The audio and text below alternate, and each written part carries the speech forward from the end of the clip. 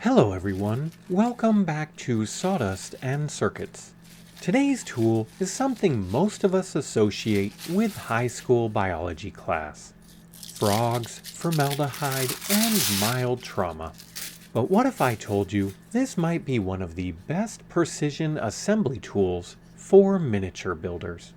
Today we're talking about a dissection tray and T-pins, and how they can completely change the way you build miniature models. If you like clever tool hacks and practical builds, hit that subscribe button. This is a small channel and it genuinely helps. First, what is a dissection tray? It's basically a shallow tray lined with soft wax, foam, or rubber, and is designed to accept pins. And T-pins, they're rigid steel pins with a T-shaped head, so you can push and pull them easily. But together, they become a miniature assembly jig. Why is this perfect for miniature builders? If you build mini furniture, tiny deck rails, toothpick framing, or model bridges, you've probably struggled with pieces sliding during glue up, tiny parts shifting out of square, and not enough hands. Let's build a small miniature frame as an example. Step 1, lay your pieces directly on the tray. Now here's the magic. You press the T-pins right up against the wood pieces and you can hold them exactly where you want them.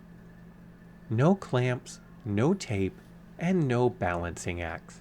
You can square corners, lock angles, and apply pressure from multiple directions. And you can even build repeatable assemblies.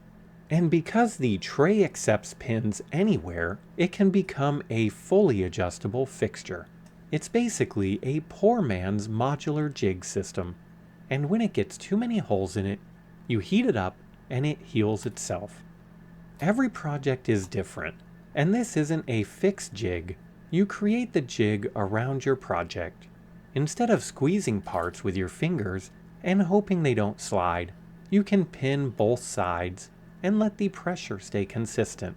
This is a huge win for wood glue, CA glue, and epoxy.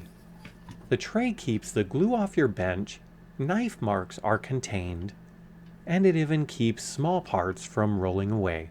And let's be honest, miniature builders from 1890 would have loved this. Tiny banisters, tiny deck rails, and even tiny crown molding, all perfectly square. Sometimes the best tools aren't new, they're just misused. A dissection tray and T-pins may not look like a modeling tool, but for miniature assembly, it's one of the most underrated setups that you can have on your bench. Let me know in the comments, have you used one of these for building? Or do you have another non-traditional tool? Thanks for watching. I'll see you next time.